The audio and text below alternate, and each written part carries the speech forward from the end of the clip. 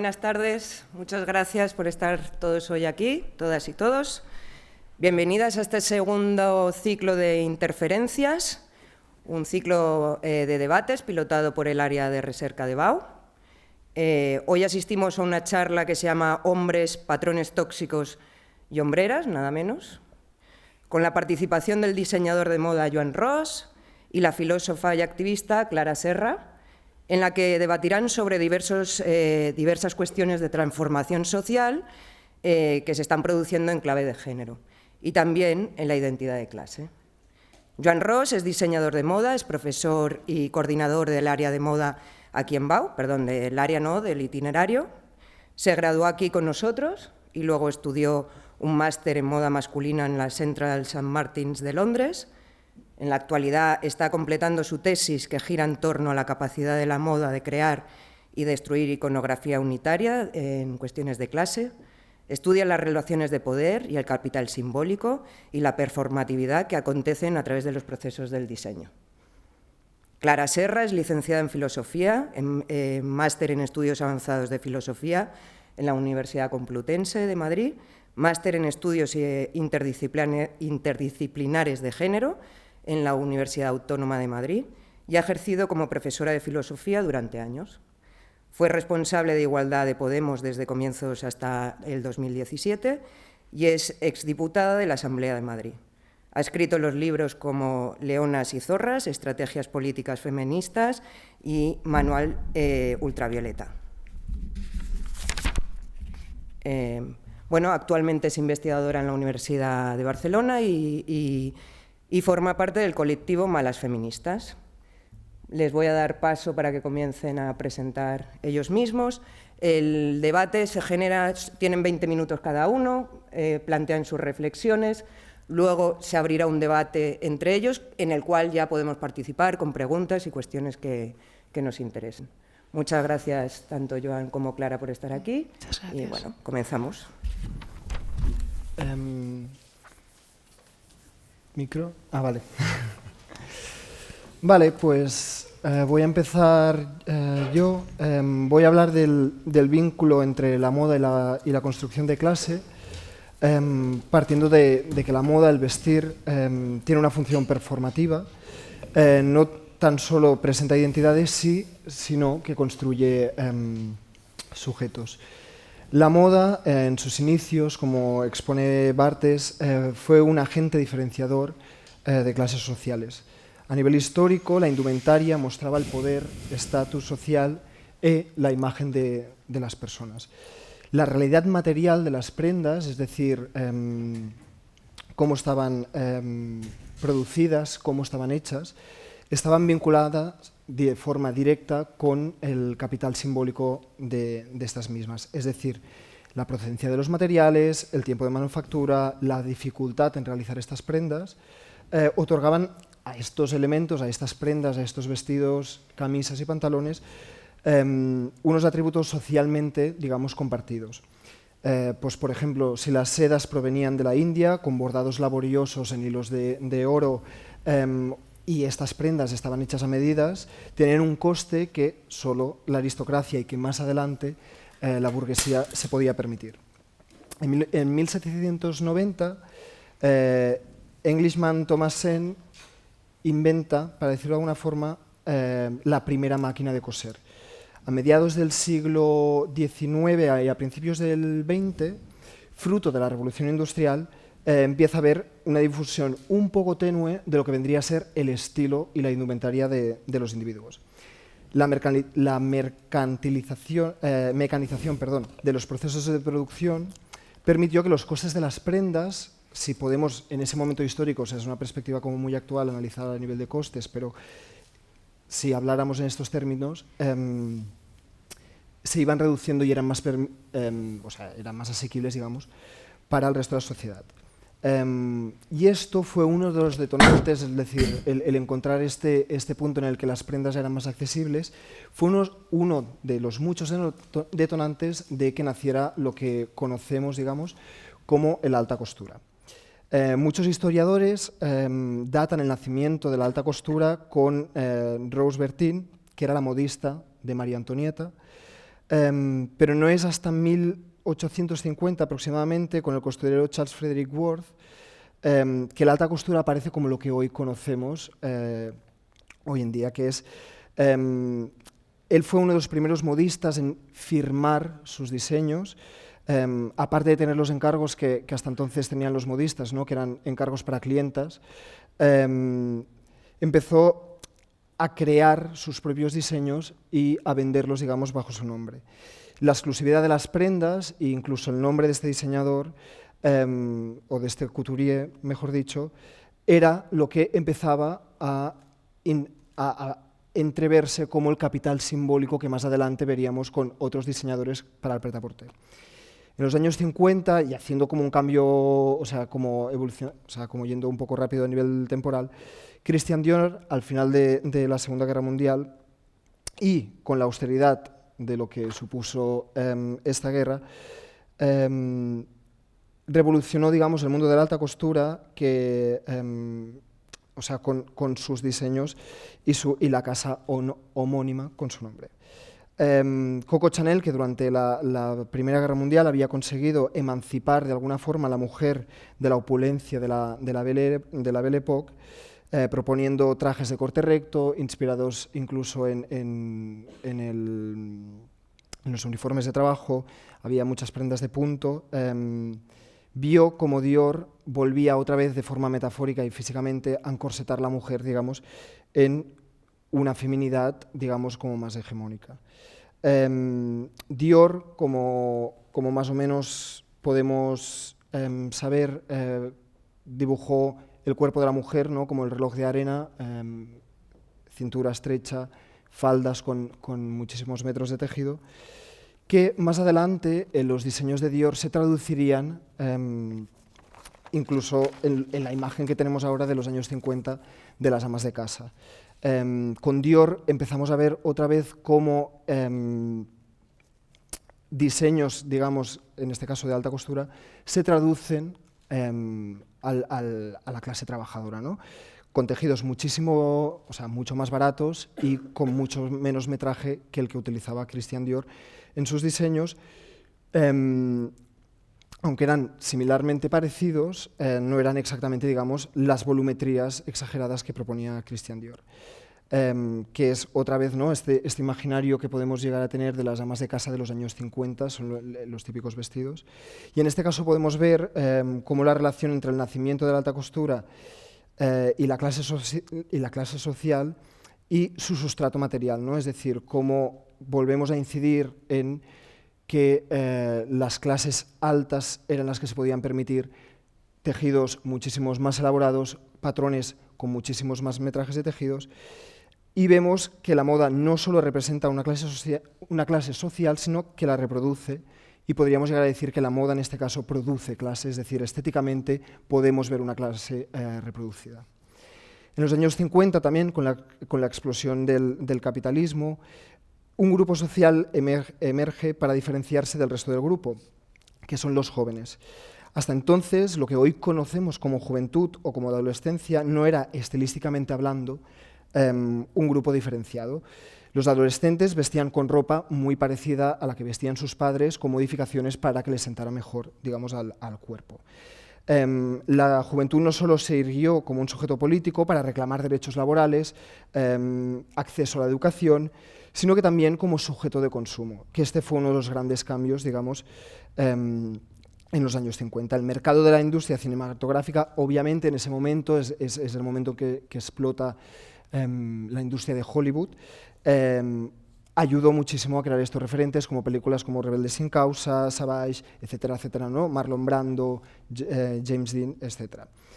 Y no solo, junto con este auge de la cultura del entretenimiento, se configuró la idea de qué era ser joven o cómo se representaba esta juventud. Obviamente las industrias culturales mostraban a los sujetos, en este caso los jóvenes, objetos de deseo que iban intrínsecamente dirigidos a ellos. Y sin entrar en más detalle, o sea, podemos percibir cómo la idea generada y la performativización, digamos, de esta juventud sigue vigente incluso en la actualidad. Referentes, por ejemplo, como Madonna siguen evidenciando cuando juzgamos a una mujer de 60 años diciendo intenta ir de joven, que es como, ¿qué quiere decir intentar ir de joven? Cuando Madonna simplemente, por ejemplo, lo que hizo en el videoclip de Hang Up era ir con unos leotardos de los años 80, el pelo cardado, y a nivel social se hizo una crítica de esta mujer está intentando ir de joven cuando realmente es algo completamente externo que ella, o sea, es ropa que está llevando, peinados que se está poniendo. Podemos ver en este caso cómo la moda produce sujetos normativizados y en este caso la juventud. Con el auge también de la juventud como sujeto también nacen las tribus urbanas. Y haciendo una descripción un poco rápida, podríamos definir como grupos contraculturales que nacen de gustos, afinidades, ideologías y contextos socioeconómicos específicos que se separan, digamos, de lo que hoy conocemos como mainstream o la palabra mainstream. Estas propiedades, como basadas en saltarse la norma o huir de lo que socialmente está considerado normal, provocaron que en muchos casos se estigmatizara y se rechazaran estos grupos. También en sus inicios las tribus eran demasiado singulares y minoritarias como para que los circuitos del mercado, es decir, el capitalismo, pudieran crear un mercado enfocados en ellos y sacar provecho de estas contraculturas en su base como más incipiente. Aún así, más tarde veríamos cómo la capacidad del sistema tiene, o sea, cómo el sistema, perdón, tiene la capacidad de escalar, de despolitizar cualquier tipo de contracultura que aparece. Un claro ejemplo, ¿no? Como hoy en día podemos ver cómo Balenciaga Condemna es una marca que simplemente está configurada alrededor de despolitizar elementos que socialmente conocemos, ¿no?, como rebeldes, ya sea de anarquía, estéticas raveras de los 90, y cómo diseñadores tienen la capacidad de poner esto en un desfile y completamente despolitizar el origen que habían tenido. Dentro de este contexto, en Inglaterra, es decir, seguimos estando con el nacimiento de las contraculturas, nace una subcultura juvenil que sería de las primeras de integrar el imaginario de clase obrera y performarlo como tal, que son los hard mods. Los hard mods es una extensión de los mods. Los mods nacen de familias de clase media que les gustaba, ¿no?, la música ska, el blues, la sastrería italiana, las scooters y las anfetaminas. La gran diferencia de los hard mods respecto a los mods es que tomaron la sobriedad estilística de los mods, como los crombis, los pantalones rectos, etc., pero incorporaron elementos que hasta entonces habían sido relegados solo en espacios de trabajo, como las botas de trabajo, los pantalones tejanos, los tirantes. Y es la primera vez en la que, o de las primeras veces en las que se performatiza, estos elementos en un espacio público. Y obviamente el origen de los hard mods, que más adelante serían los skinheads, también era un origen distinto social. Era gente que provenía de los suburbios de las grandes ciudades, donde vivían al lado de las fábricas donde trabajaban ellos o sus padres. Y este proceso de incorporar elementos en la vía pública hasta la fecha, que habían sido solo, repito, utilizados en ambientes de trabajo, no solo reforzaban el imaginario de clase obrera unida, sino que además lo elevaban para performativizar, ¿no?, un orgullo de clase. Vemos como la moda, vemos que la moda como algo que los sujetos subalternan, performativizan y producen identidades propias con signos de distinción compartidos y que producen unión y, en este caso, orgullo de clase. Vemos que la moda no representa una clase social, sino que la produce en su propia performatividad. Si bien fue un momento en el que la clase trabajadora se unió como grupo para exigir mejoras en salud, educación, tampoco podemos pasar por alto que a nivel histórico dicha definición de clase trabajadora e incluso el imaginario que yo acabo de exponer no deja de ser el de un hombre blanco, cis, heterosexual, occidental, que obviamente nada más lejos de la realidad, porque la clase trabajadora es mucho más amplia que este gran imaginario que los mods y los skinheads, los hard mods y los skinheads ayudaron a configurar.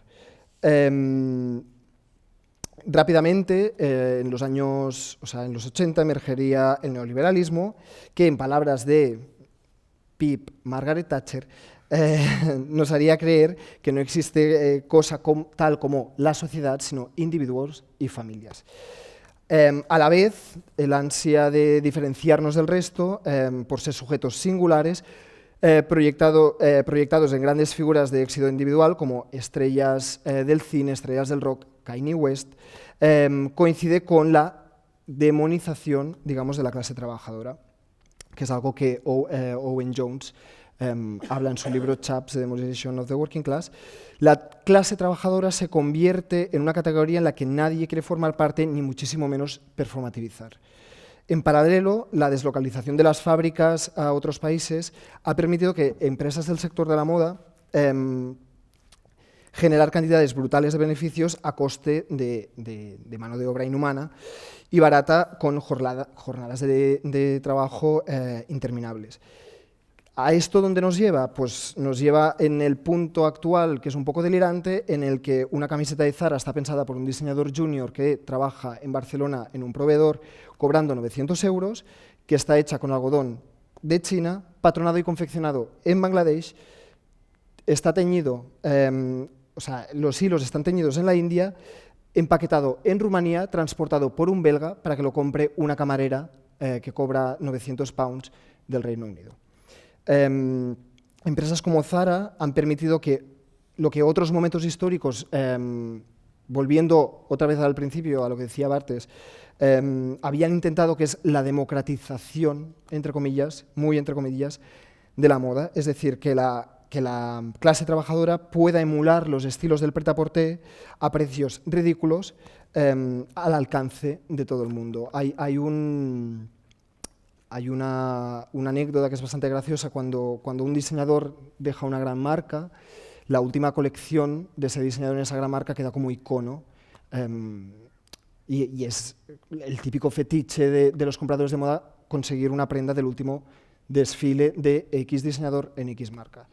Cuando Nicolas Ghesquière dejó Balenciaga, después de su gran reflote y que Nicolas Ghesquière se postulara en el mundo de la moda como uno de los grandes, él anunció que dejaba Balenciaga justo antes del desfile, entonces todo el mundo sabía que cuando saldría el desfile esa colección iba a ser icónica. Como los desfiles se presentan, digamos, con bastantes meses de antelación, porque tú presentas verano en septiembre del año anterior para venderlo en el verano siguiente, los compradores tardan un mínimo de 8 meses en poder conseguir las prendas que ven en el desfile. En ese desfile había una deconstrucción de los trajes de flamenca, o sea, era como un vestido muy sencillo con volantes blancos y negros, que Zara, al cabo de 3 semanas, o sea, mientras el público de Vuitton tenía que esperar 8 meses en poderlo comprar, Zara en 3 semanas tuvo la capacidad de tener todos los escaparates de todo el mundo con la misma falda con los colores invertidos. Y que demuestra bastante, ¿no?, cómo está funcionando el sistema de la moda. Es decir, esta democratización que puede haber diluido un poco, digamos, la estética de clase en Occidente, nos permite también ver que necesitamos una lucha de clases mucho más interseccional, que no podemos estar solo pensando, digamos, en este caso en España, porque ya los procesos de producción ya no son locales, sino que están muchísimo más diversificados.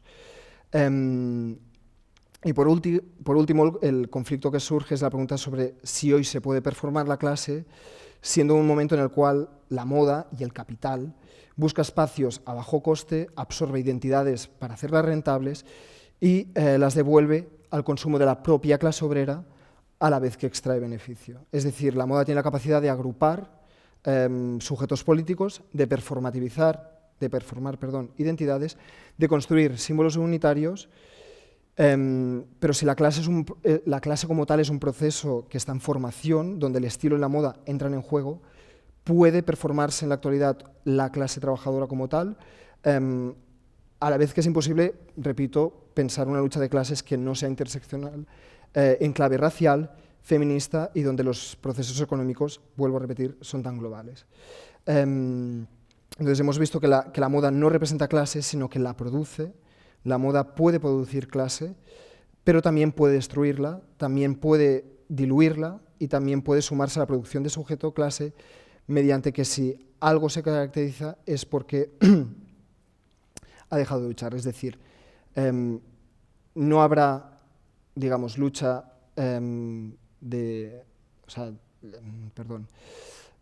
clases si no hay una conciencia de clase y qué función nosotros como diseñadores o como pensadores podemos tener. Y esa es como la pregunta que lanzo, digamos.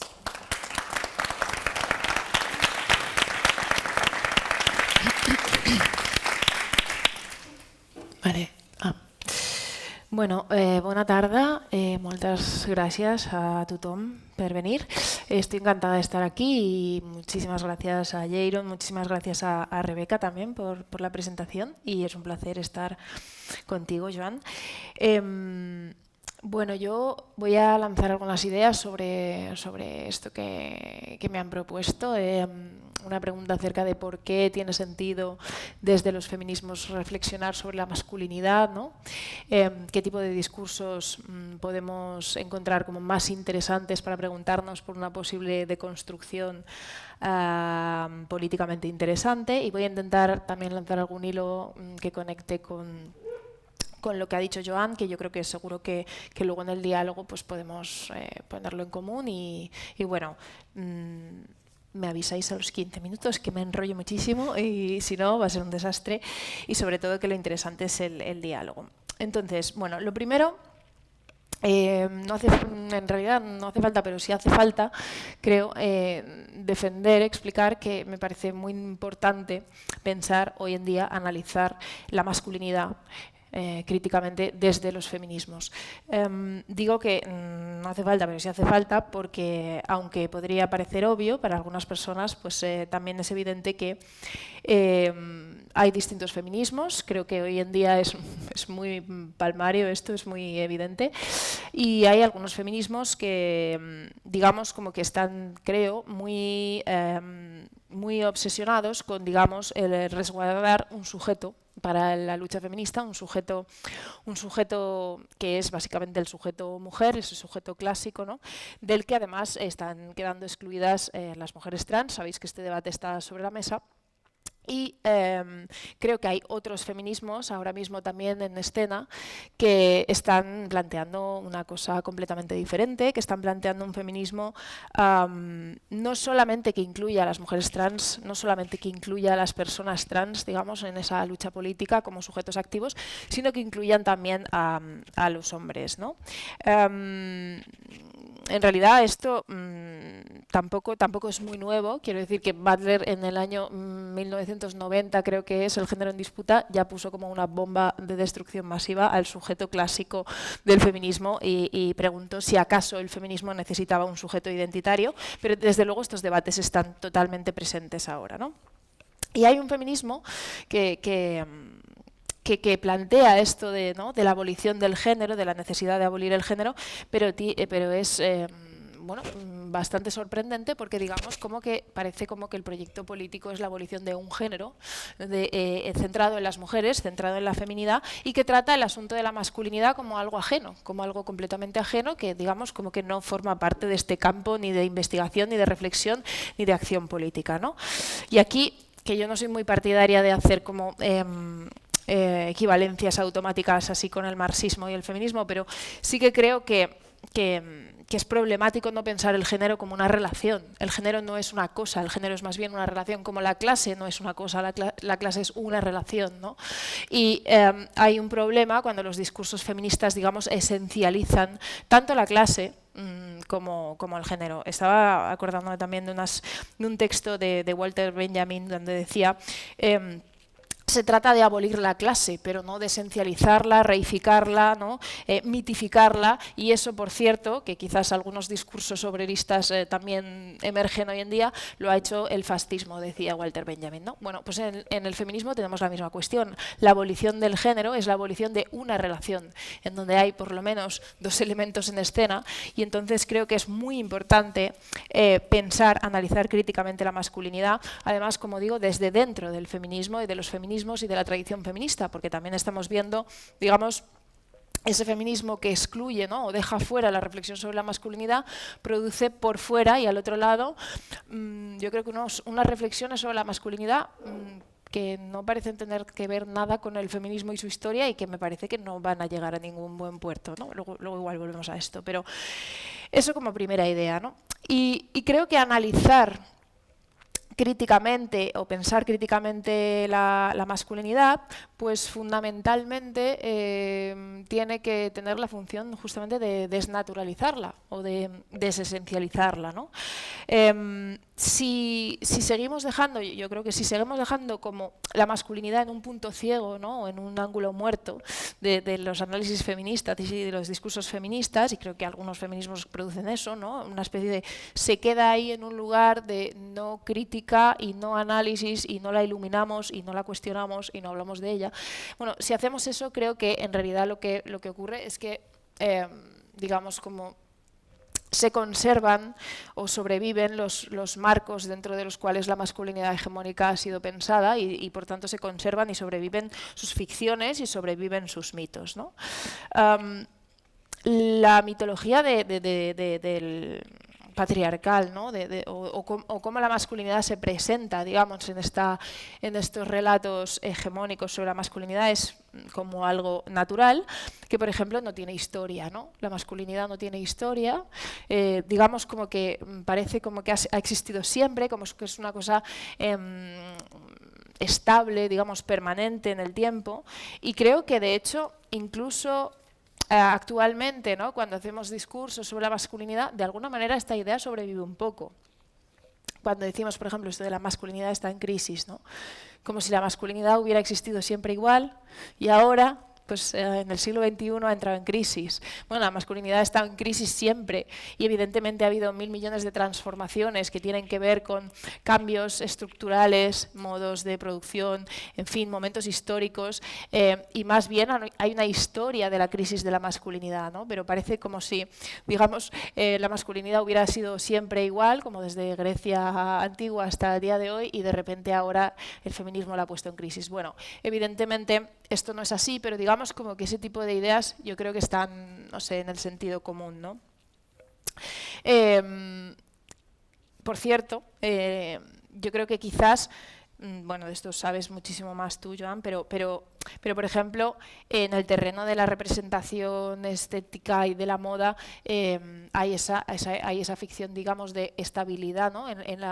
O sea, el traje de los hombres, no sé cuánto tiempo ha durado, no sé cuánto podríamos decir que ha durado, pero desde luego hay como mucha más sensación, ¿no? de cambio de estética en las mujeres que en los hombres, ¿no? Claro, decía, por ejemplo, Gemma Torres, una historiadora que me gusta mucho, y que hacíamos una conferencia hace poco, decía que, por ejemplo, entendemos como que la masculinidad actual, los hombres tienen que ser fuertes, los hombres tienen que ser, ¿no? Tener un cuerpo como preparado para combatir, diría ella, ¿no? Este tipo de masculinidad fuerte creemos que efectivamente ha existido siempre, y en realidad si miráramos, por ejemplo, la masculinidad en, no sé, los siglos XVII y XVIII, no tendría que ver nada con eso, y probablemente este tipo de masculinidad guerrera tiene algo que ver, dice ella, con el Estado-nación y con la consolidación, digamos, de nuevas sociedades donde, entre otras cosas, los hombres tienen que ir a la guerra y defender la patria con su cuerpo y con su vida, ¿no? Y ese modelo de hombre fuerte en otros momentos de la historia ha sido más propio de clases populares y ha sido más denostado por las clases altas, donde los hombres eran sobre todo elegantes, ¿no? Podríamos decir, o donde los hombres se han vestido con medias o se han puesto tacones o se han puesto pelucas, pero esa masculinidad, digamos, que tenemos actualmente quizás tiene que ver con unas sociedades desde el siglo XIX hasta ahora y como eso, pues mil otros modos, ¿no?, de estar arraigada la masculinidad en las sociedades en las que habitamos. Así que mostrar que la historia tiene masculinidad yo creo que es un ejercicio crítico, como diría Foucault, ¿no? O sea, mostrar la historia de las cosas ya es un ejercicio crítico. También cuestionar esta idea de la masculinidad como sobriedad, ¿no?, como cierta renuncia, ¿no?, a algo estético, como una cosa como que tiene que ver con esta ficción de neutralidad, ¿no?, de la masculinidad, que obviamente nunca lo es, nunca es neutral, evidentemente, y que creo que también produce a veces... Bueno, Celia Amorós decía una cosa interesante, que es que en un mundo globalizado, por ejemplo, ella se fijaba mucho en la cuestión de los hombres, decía ella, que van como ciudadanos del mundo vestidos con traje y chaqueta o con jeans y chaqueta, ¿no?, todos iguales, digamos, vengan de donde vengan, y sin embargo sus mujeres veladas, ¿no?, veladas o digamos llevando en la vestimenta la marca identitaria de sus propias comunidades, ¿no? Y ella decía, qué fácil ser un ciudadano del mundo vestido con jeans y chaqueta cuando en realidad tu esposa está portando las costumbres, es de alguna manera la guardiana de las costumbres y por tanto estéticamente también está, digamos, conservando esas costumbres, ¿no?, en su vestimenta. Creo que en general hay que deshacer esta ficción por la cual la marca, digamos, particular siempre está en las mujeres, ¿no? La marca de género parece que está en las mujeres y la masculinidad se presenta como lo neutral, lo universal, lo humano, ¿no? Y las mujeres, sin embargo, tienen género, podríamos decir, ¿no? O tienen una comunidad de procedencia, o tienen una religión, o tienen una lengua materna, etcétera, etcétera, etcétera, ¿no? Digamos, esta producción de lo androcéntrico que pasa por neutralizar siempre lo masculino. Hay que desmontar eso, evidentemente, en la reflexión sobre la masculinidad y en la deconstrucción de estos mitos de la masculinidad.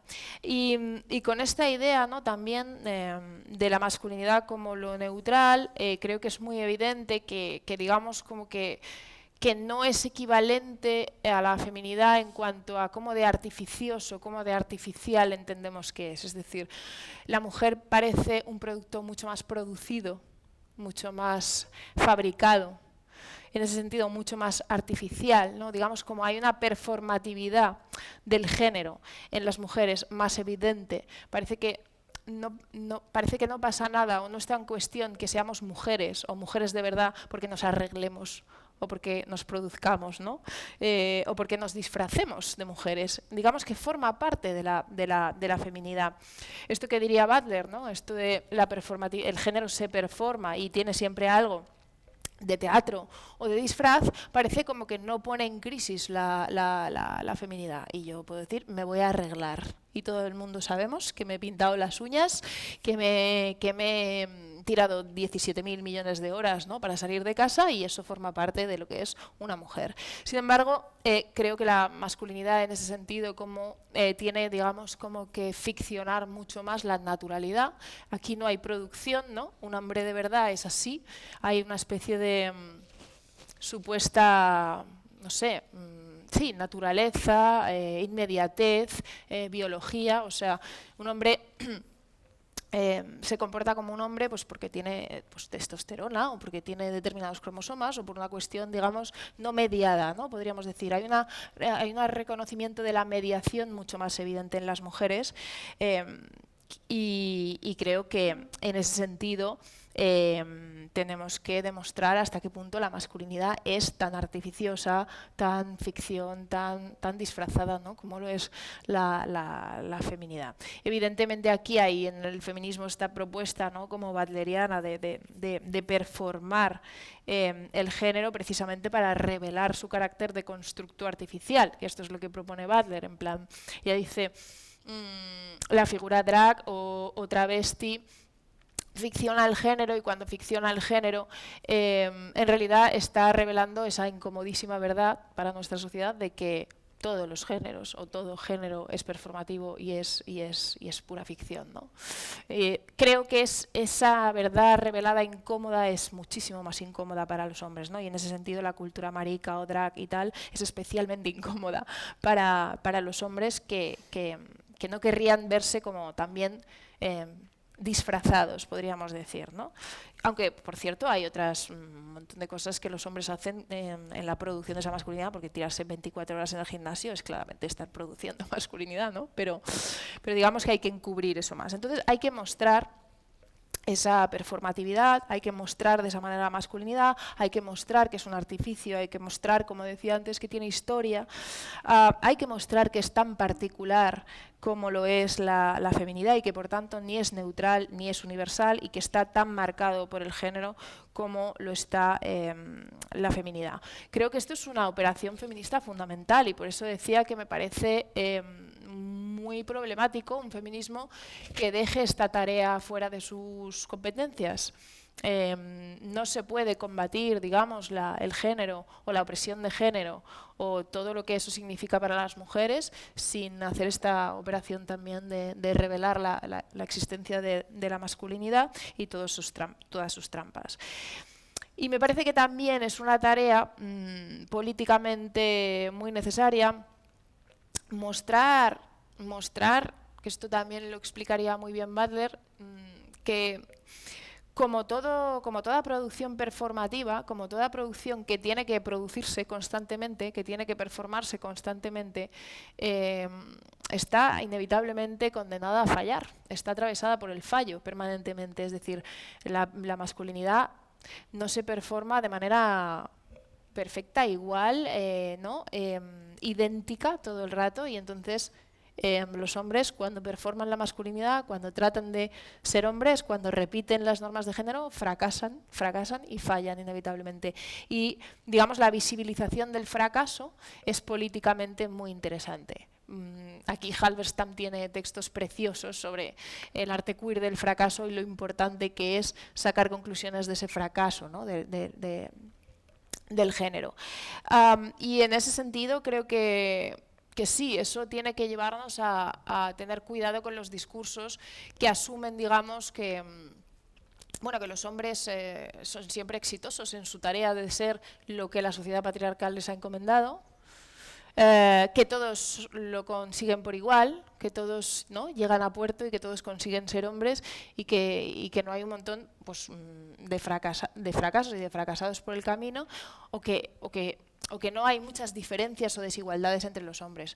Aquí Bell Hooks tiene, me parece, como unos textos muy buenos acerca de en qué sentido, igual que el feminismo no puede tratar a las mujeres como densamente iguales, como idénticas, igual que los feminismos críticos y de clase tienen que tener mucho cuidado con esencializar demasiado eso de las mujeres y tratarnos como si todas estuviéramos igual, ¿no? Ojo con las diferencias, ¿no? Ojo con, dice ella, la otra cara de la moneda es, ojo, cuidado con esencializar demasiado a los hombres y no mostrar las diferencias que hay entre los hombres, ¿no? Y ella dice esta cosa de, solo un feminismo de las privilegiadas puede pensar que todos los hombres son igualmente ganadores y que todos los hombres son igualmente privilegiados por igual. Dice, las mujeres negras no nos podemos permitir considerar eso, ¿no? Quizás las feministas cuyos hombres son enormemente exitosos piensan que todos los hombres son tan exitosos como los hombres que ellas tienen al lado, pero las mujeres, las feministas negras no podemos hacer eso, ¿no? Entonces, en ese sentido también, ojo con esa esencialización y con no mostrar esas fallas, esas diferencias y esas desigualdades. Yo creo que y voy acabando, para hacer esta operación política, ¿no?, de esencializar, desnaturalizar el género, en este caso estamos hablando de la masculinidad, creo que el terreno de la cultura, el terreno de la representación artística, estética, el arte, la moda, evidentemente tiene muchísimo potencial para hacer esa operación. Y creo que tiene poder para hacer esas quiebras o desordenar, digamos, esos elementos, ¿no?, para mostrar que eso que iba empaquetado, ¿no?, y que se supone que es la masculinidad tal y como nos ha llegado, pues puede desordenarse, puede recomponerse, algunos elementos de la masculinidad pueden ir con otros que no se esperaba que les acompañaran y en ese sentido, aunque obviamente con sus límites, yo creo que tiene un potencial muy interesante.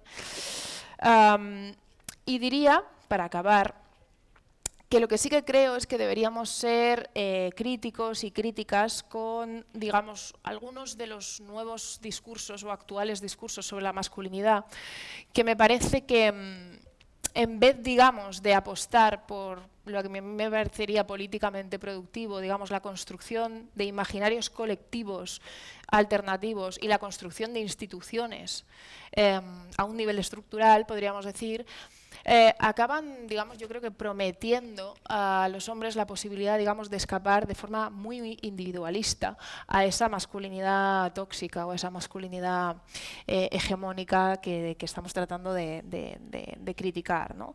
Y en ese sentido, todos estos discursos de las nuevas masculinidades o de las masculinidades subversivas, tienen aquí, también volviendo al marxismo y a alguna de, yo creo, de sus peores ideas, y tiene un poco de hombre nuevo, ¿no? Tiene un poco de, tenemos la fórmula para el hombre nuevo, ¿no? Y a mí esto me parece súper problemático, súper peligroso, y creo que hay que tener una mirada crítica con eso, en el sentido de que restaura como una mítica masculina enormemente neoliberal, por cierto, enormemente individualista, en vez de, como digo, generar imaginarios colectivos y sobre todo trabajar por otras instituciones.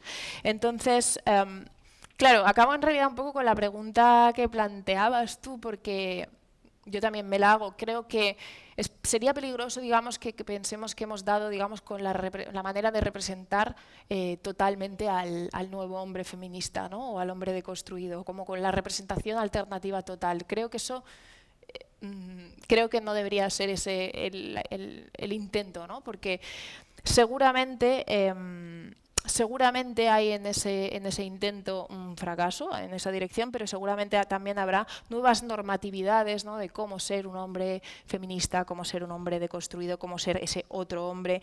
Y creo que está habiendo en el contexto actual discursos, a mí me parecen problemáticos, ¿no? Acerca de qué tiene que cumplir un hombre para ser un hombre no de masculinidad no hegemónica, pues no sé, no ser monógamo porque eso tal, o no sé, un hombre para estar deconstruido tiene que no sé, no ser heterosexual. En fin, creo que se están reproduciendo algunos discursos que tienen el peligro de acabar encontrando pues algo muy mágico, que es la receta perfecta, ¿no? para dar con esa nueva masculinidad o ese hombre nuevo, ¿no?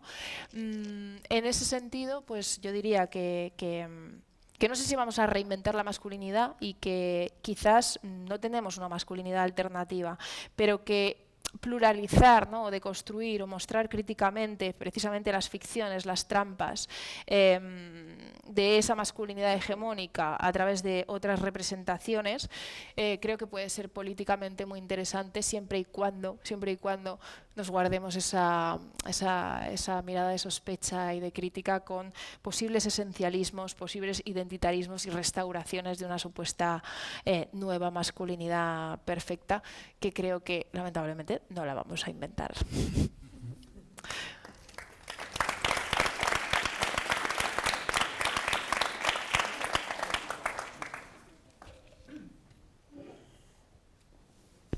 ¿Alguien quiere comenzar el debate, preguntas?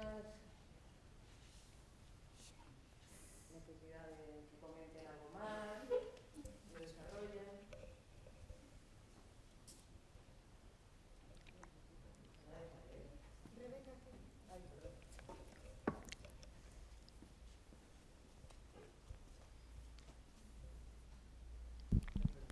Gràcies.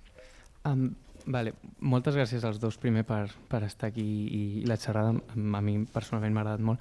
Llavors jo volia preguntar, si potser me'n vaig una mica més al camp de l'estratègia per pensar l'abolició del gènere, i seria que a mi m'agradaria problematitzar certs discursos que com intenten demostrar o explicar que podem constituir-nos com a subjectes més enllà de la masculinitat i la feminitat.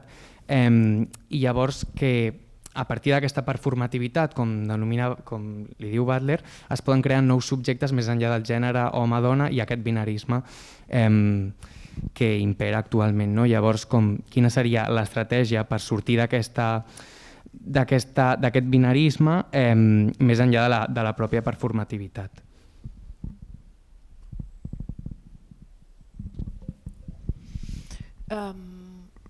Claro, yo es que tengo la sensación de que hay ciertos discursos como que prometen un poco un borrón y cuenta nueva, ¿no? Y yo creo, es lo que trataba de decir, creo que eso no es posible, ¿no? O sea, hay unos feminismos que, como sabéis, utilizan mucho la palabra abolición, con la que no tengo nada en contra, me parece estupendo, queremos abolir muchas cosas, pero siempre me pregunto, bueno, pero ¿cómo? O sea, ¿dónde está el botón, ¿no?, para hacer eso? Porque contamos con lo que contamos y con los elementos que tenemos, ¿no? Y entonces tengo la sensación de que ningún sujeto puede decidir construirse al margen por completo de las identidades de género que existen. O sea, es que nadie puede hacer eso. Y por eso creo que son problemáticos esos discursos que creo que algunas feministas encomiendan a los hombres que los hagan y algunos hombres gustosamente los aceptan y los hacen. O sea, que son esta cosa de yo soy un hombre y me voy a deconstruir y entonces me voy a quitar todo lo que tengo que me sobra y entonces yo hago una operación muy responsable porque además moralmente comprometido con esto y entonces me voy a mi casa y me deconstruyo solo.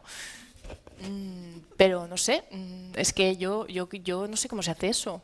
Y la verdad es que me parece envidiable que hay alguien que piense que puede hacer eso, ¿no?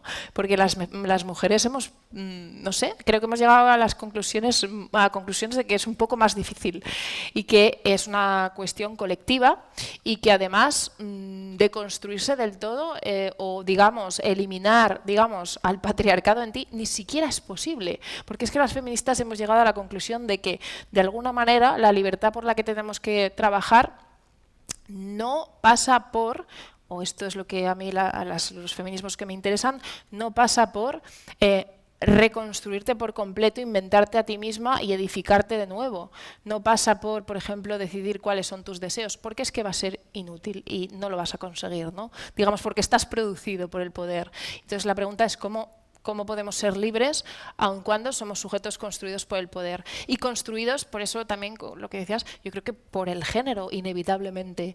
Entonces, para mí la pregunta más realista y en el mientras tanto, porque mientras no encontremos el botón de abolir el género, pues yo creo que estamos en el mientras tanto, es cómo desordenamos, cómo enfrentamos elementos de la masculinidad y la feminidad, cómo llevamos a contradicciones.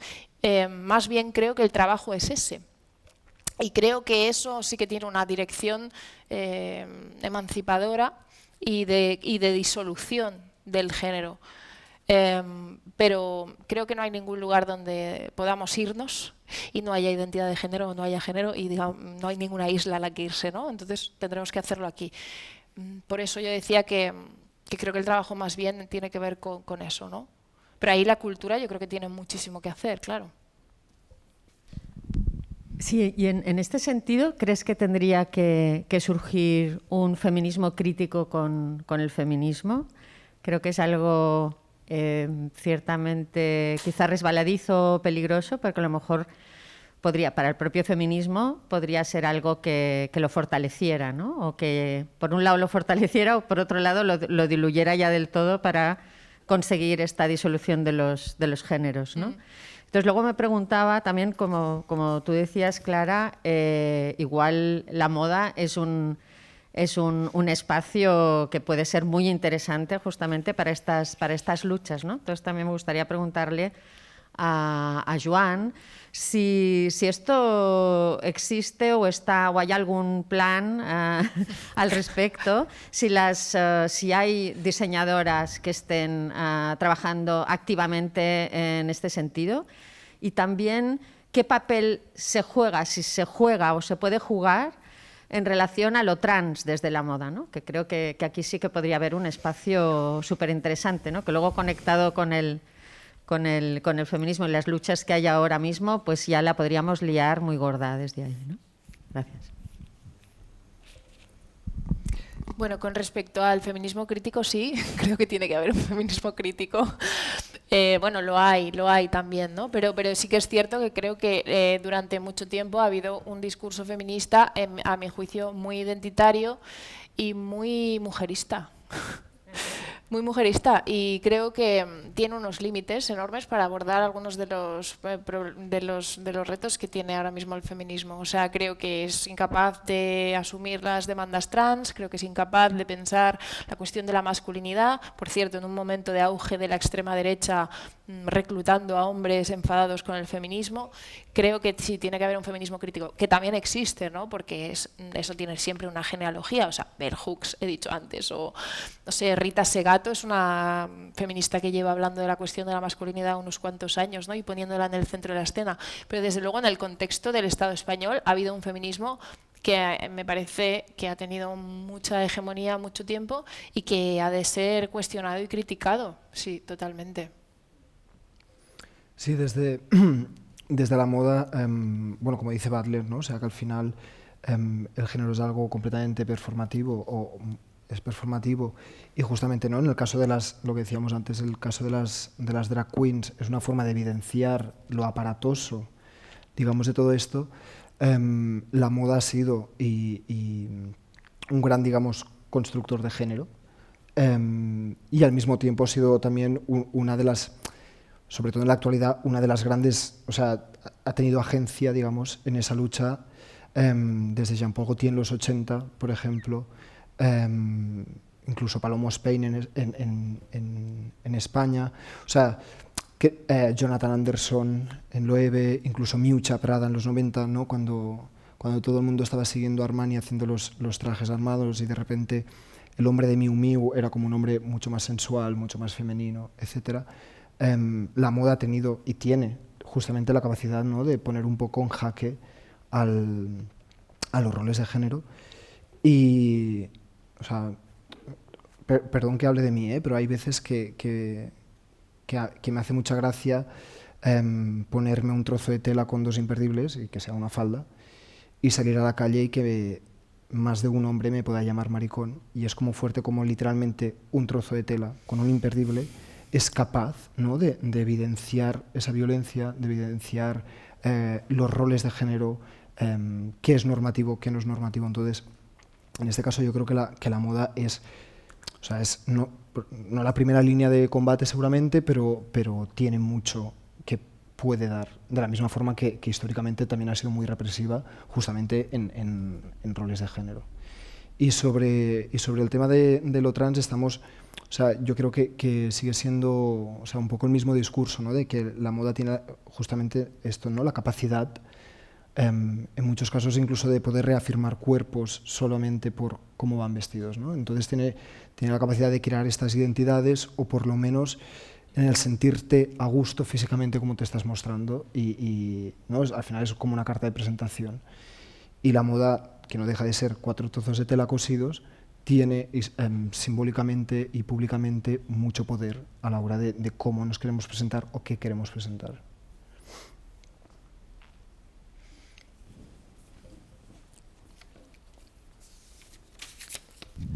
En primer lugar, muchísimas gracias por las dos presentaciones. Creo que han sido muy chulas, y creo que había una cosa muy interesante pasando en las dos, ¿no? Esta idea de tanto la clase como la masculinidad o el género, no como un destino, no como un final, sino como un proceso que está constantemente, ¿no?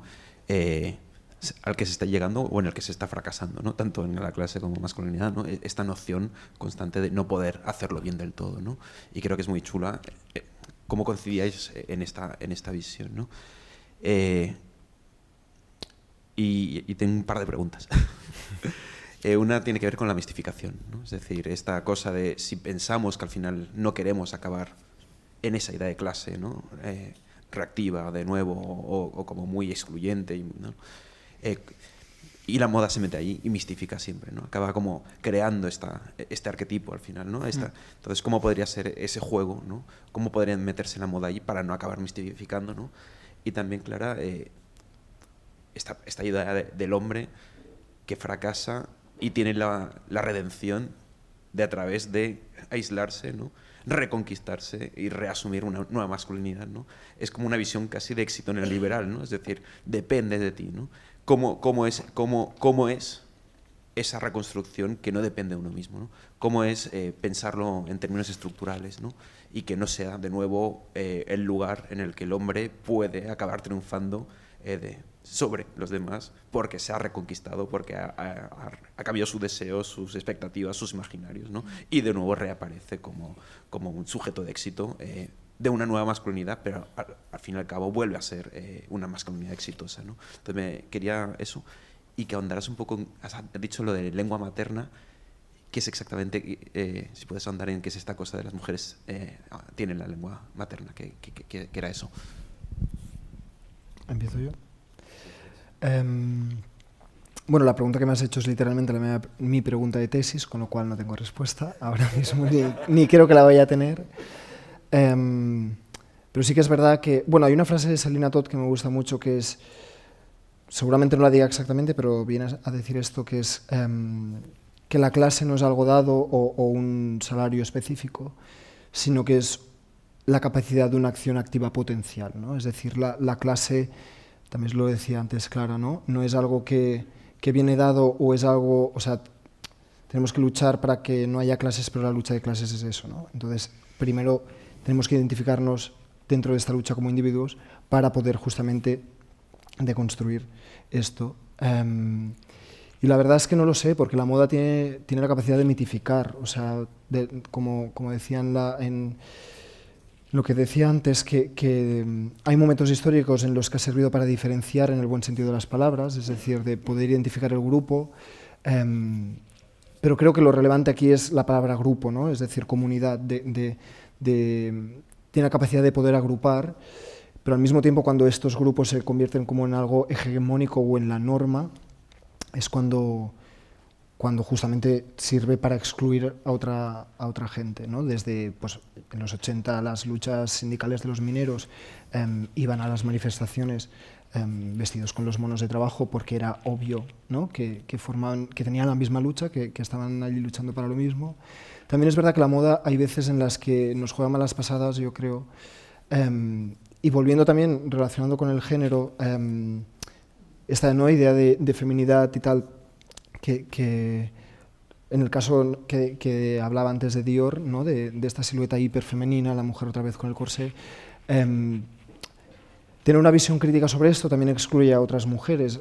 Por ejemplo, cuando empezó a terminarse la esclavitud en los Estados Unidos, justamente el performativizar esta hiperfeminidad por parte de las mujeres negras eran una de las primeras herramientas que empezaron a tener públicamente para mostrarse como mujeres, como sujeto mujer y no como un objeto de trabajo. Entonces, no es todo el rato como palos de ciego tiene una acción, o sea, tiene un poder unitario, pero al mismo tiempo tiene esta capacidad de mitificar o incluso comercializar, ahora en el sistema capitalista en el que vivimos, tiene la capacidad de poder destruir símbolos que históricamente han podido simbolizar o unir ciertos grupos. Bueno, con respecto a lo de la lengua materna, lo decía porque, bueno, sobre todo yo creo que es Hegel el que dice esto de las mujeres son las encargadas de enseñar la ética, ¿no? Y las costumbres a los ciudadanos universales. Es decir, que ahí la distinción que hace Hegel no es tanto entre naturaleza y cultura, y las mujeres son la naturaleza, ¿no? Y el cuerpo, y los hombres la cultura, que es una distinción como en clave de género muy clásica, sino que, digamos, las mujeres educan patriotamente a los que el día de mañana serán ciudadanos universales, ¿no? Pero el ciudadano universal, digamos, el que es ante todo ciudadano del mundo, antes de eso es un miembro particular de una determinada comunidad que tiene unas costumbres, que tiene una lengua, y entonces, bueno, algunas autoras se han fijado mucho en esta cuestión de son las madres las que enseñan la lengua, ¿no? De un pueblo, de una comunidad, y que son las que enseñan las costumbres, y por tanto está depositado en las mujeres la conservación de eso comunitario, ¿no? que precede al ciudadano universal, ¿no? al que acceden los hombres, ¿no? Y entonces me parece como bastante interesante hacer como una lectura de género de eso, tanto para criticar, digamos, ¿no? la la reclusión de las mujeres en esa tarea como para reivindicar esas tareas, ¿no? También como para reivindicar esa parte femenina, ¿no? Denostada. Y con respecto a lo que preguntas totalmente, o sea, ese relato del nuevo hombre feminista, que es el hombre hecho a sí mismo, pero ahora el hombre feminista hecho a sí mismo, yo creo que está muy presente y me parece que efectivamente es el depende de ti, todo depende de ti, solo depende de ti, es la extrapolación absoluta de la responsabilidad, ¿no?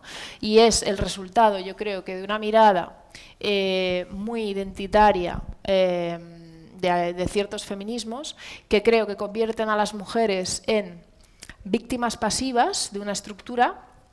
O sea, las mujeres estamos producidas por el patriarcado, cae sobre nosotras todo el peso de la estructura y, digamos, somos objetos del poder, y los hombres aparecen como, paradójicamente, como absueltos del poder porque son como los sujetos que han creado la estructura. Pero es que hace falta reivindicar que esto no es una mirada estructural del problema, como en el marxismo esto no sería una mirada estructural del problema. El capitalista está sometido a las reglas del sistema y los hombres están sometidos a las reglas de género. Que los hombres sean beneficiarios de ciertos privilegios de género no quiere decir que los hombres se han inventado el patriarcado en casa o que se lo inventan en casa todos los días, para nada, ¿no? Entonces, una mirada estructural sobre esto tiene que recordar que no es una cuestión individual y que, por tanto, no está la estructura sometiendo a las mujeres y por fuera a los hombres, digamos, como sujetos absolutos de eso, ¿no?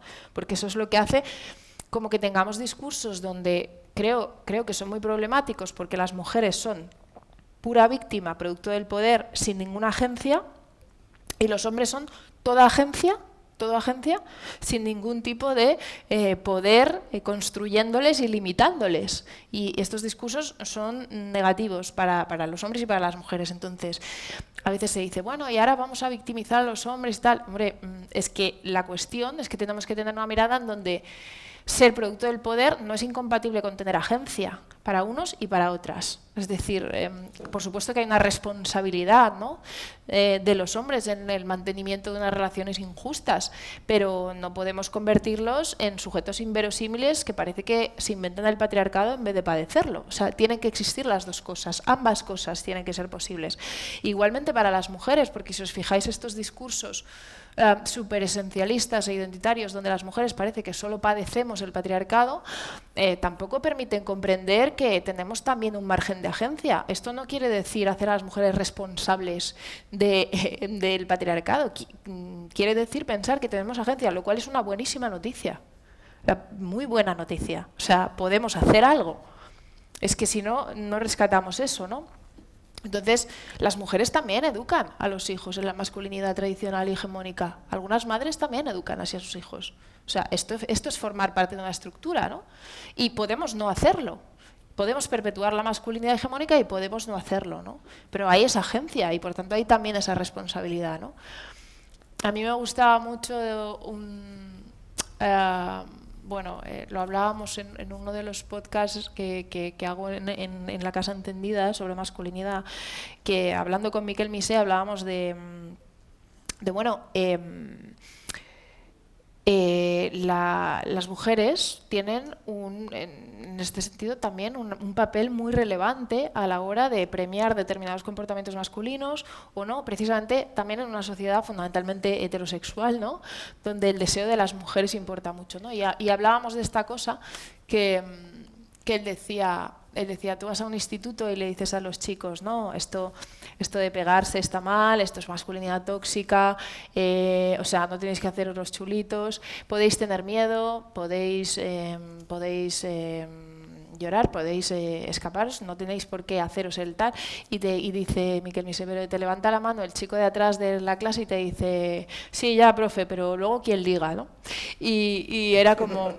Bueno, pues es que este problema también habrá que pensarlo en cómo está construida la mirada de deseo de las mujeres y efectivamente, y de nuevo, y aquí la cultura y el cine tienen muchísimo que hacer, ¿no? En esto, pero efectivamente a veces desde la mirada femenina se premia que te partas la cara y no se premia que seas poco valiente o que te dé miedo la violencia y que si alguien te dice te voy a partir la cara, pues tú bajas la cabeza y te vas corriendo de ahí porque tienes miedo. Bueno, pues esto implica que la responsabilidad es colectiva, ¿no? Y que este problema tenemos que pensarlo juntos.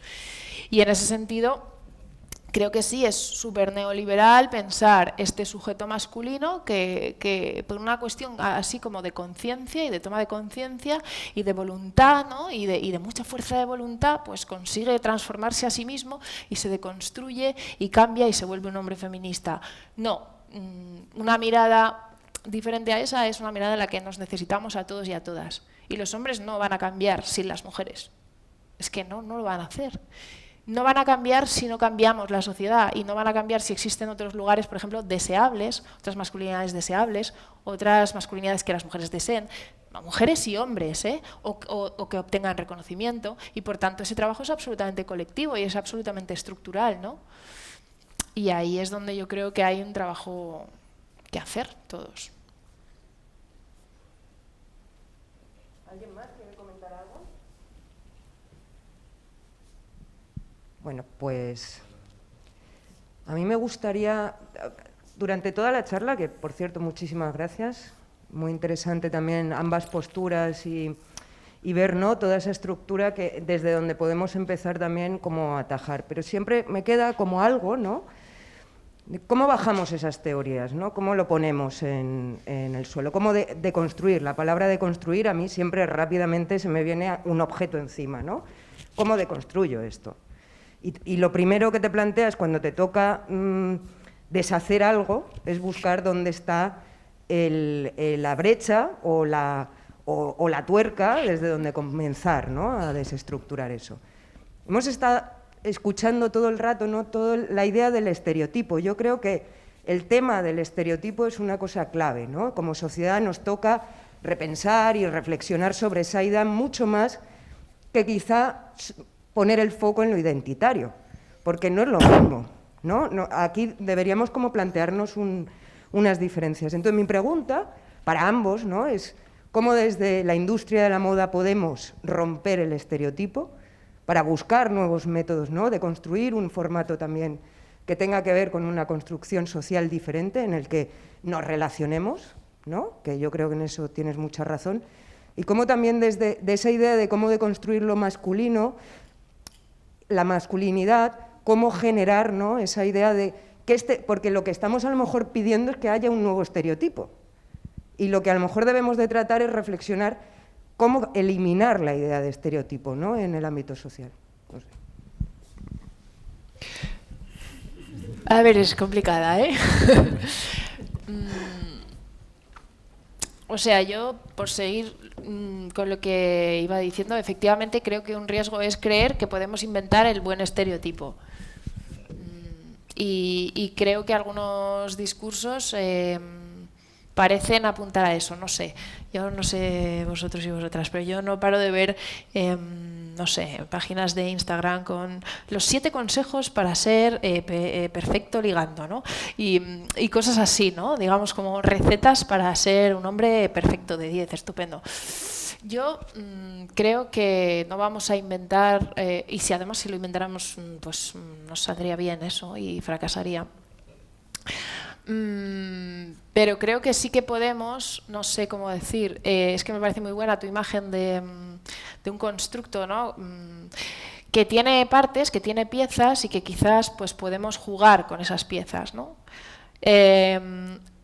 No sé, hay elementos que no se espera que sean masculinos y que sin embargo al ponerlos al lado de otros elementos pues producen cosas, ¿no?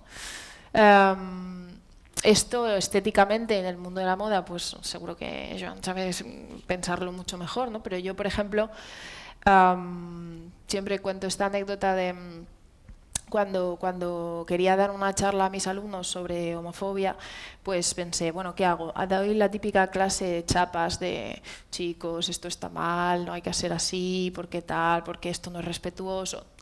Digo, bueno, pues voy a llamar a 2 amigos míos gays que vinieron a clase a contarles un poco su vida después del cole, ¿no? Después de donde ellos estaban, o sea, su entrada en el instituto uno, su entrada en la universidad.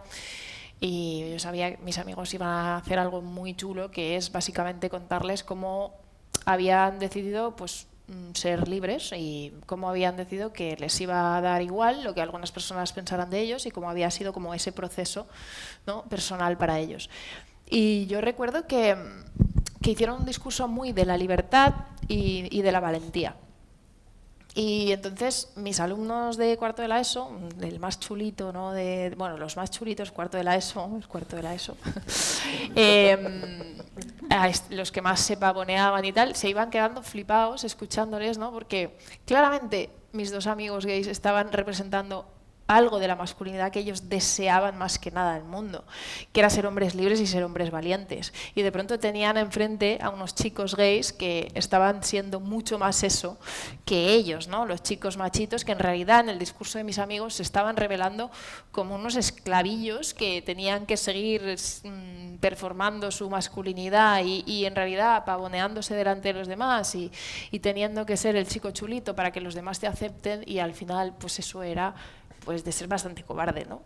Y entonces, digamos, esa disputa de la valentía, en este caso, ¿no?, me parece que fue políticamente muy interesante en la medida en la que es también un rasgo de la masculinidad, ¿no? Entonces, creo que hay que poner en contradicción los paquetes de las cosas, ¿no?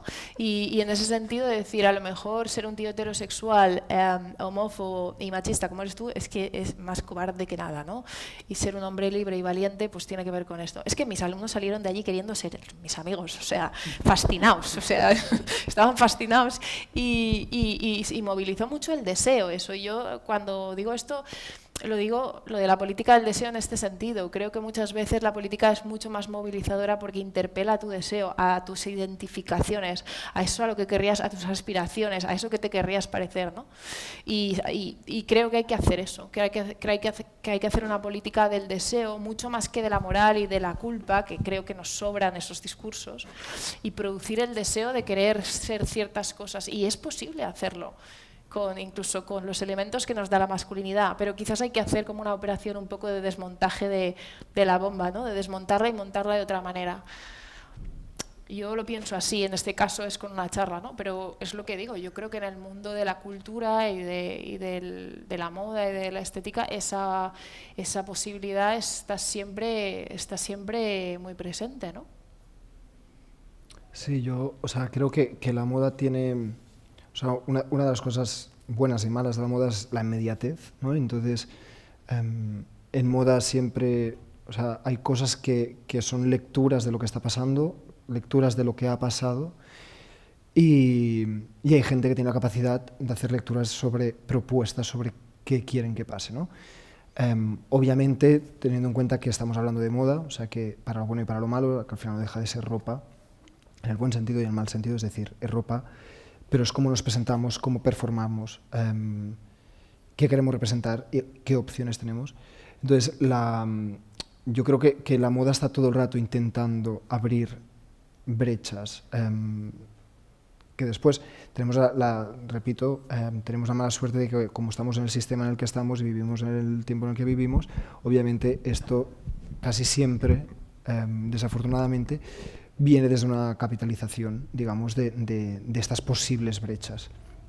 Pero creo que la moda tiene, ¿no?, la capacidad, y es lo que intenta hacer todo el rato, abrir brechas, hablar de quiénes somos, quién queremos ser, sobre todo quién queremos ser, porque sigue teniendo, ¿no?, este componente aspiracional, cómo nos queremos mostrar. Entonces, bueno, a ver cómo va, pero creo que es un espacio de laboratorio en el que realmente el individuo se puede poner mucho en jaque, y que se intenta, digamos, dentro del sector.